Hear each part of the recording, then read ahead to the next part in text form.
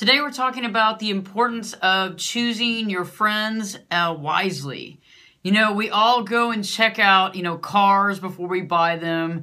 We do all the search. We check out every single consumer report. We go online before we buy a coffee maker on Amazon. And we go and check every coffee maker. What's a good coffee maker? What's the top 10 ranked coffee makers of all times?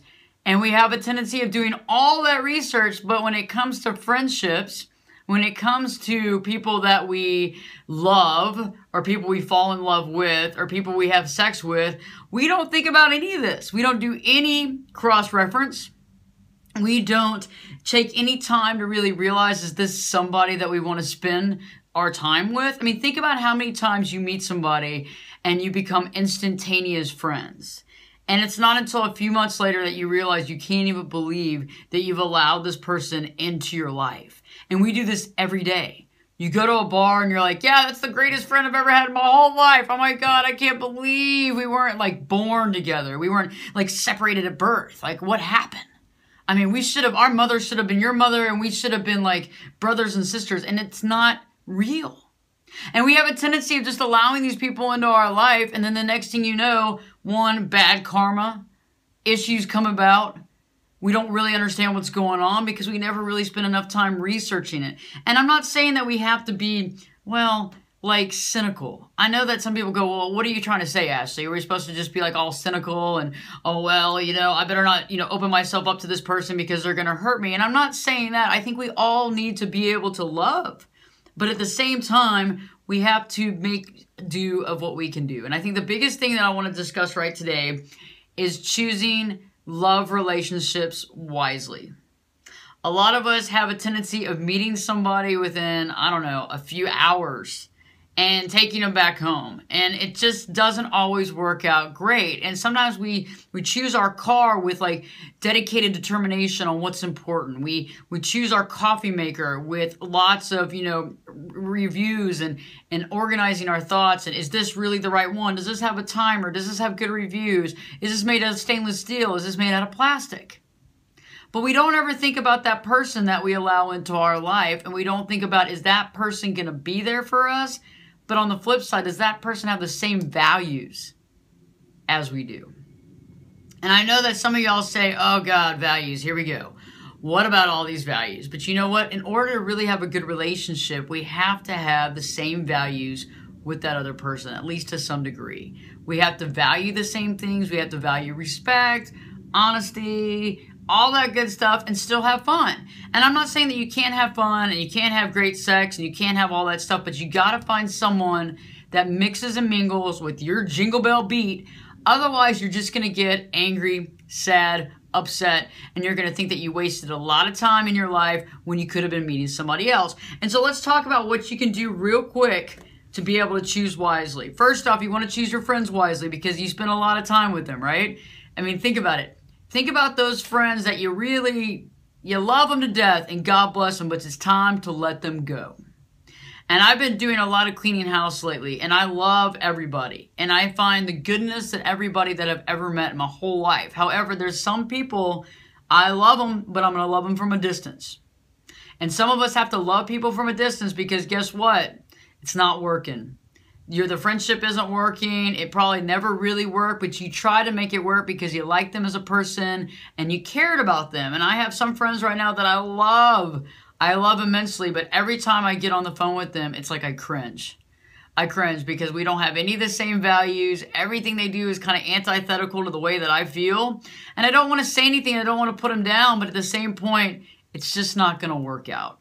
The next thing is that when you're looking at a new love relationship, the best thing to do is to really see that person for who they are, minus all the, for the women, if it's a man looking at a woman, don't sit there and look at the boobies all the time. Don't sit there and check out everything else. Really focus on that person because you can find a sexy, attractive person anywhere, anytime, any place.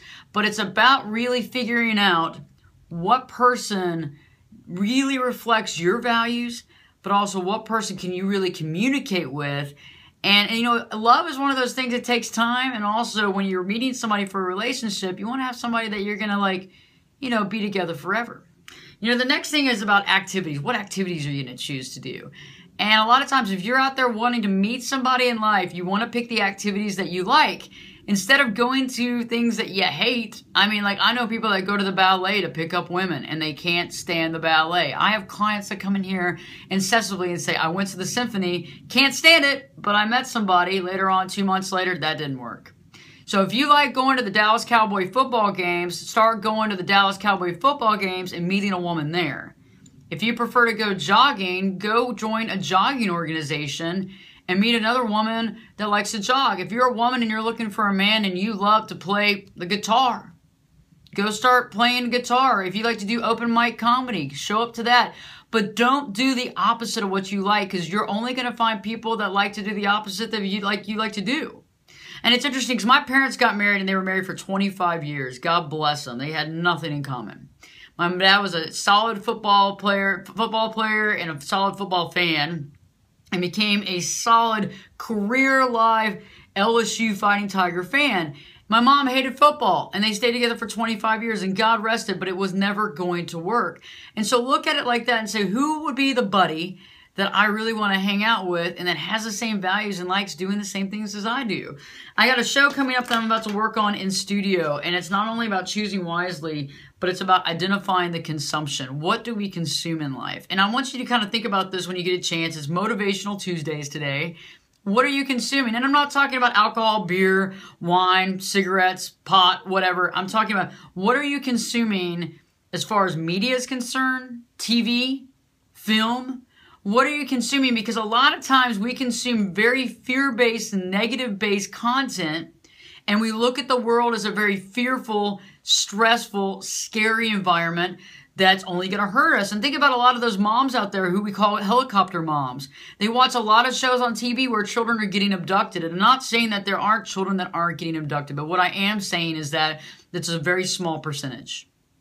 And it's such a small percentage that it's sad that we don't allow our kids to have like an upbringing where they can walk to school, where they can actually meet new kids and have fun and feel good, because for the most part, the world is a pretty safe place. It just depends on the content that you're watching. What kind of films are you watching? What kind of music are you listening to? Are you listening to music that brings you up and raises you to that next level where you're like, yes, I can take on the world. I can do this because this music makes me feel good. Or are you listening to music that's basically putting down everybody? It's brought it down to the least common denominator. And, you know, we're just talking about drinking some more shots and getting, you know, totally effed up. And that's totally fine if you're out at the club. But if you're listening to that day in and day out, I don't think your life I don't feel like you're feeling that successful. And I feel like a lot of times when we listen to that music, it's like we feel like we're losing out on something or missing out on something, or everybody else is at the party and we're at work and we're not popping bottles of champagne. And I think we have to really kind of think about what music brings us up, what music makes us, you know, kind of like feel that power within, versus what music kind of takes away that power that we have. As well as, last but not least, gossip. Gossip is one of the things that we consume all the time that, guess what it does? It takes us right out of the game. It takes us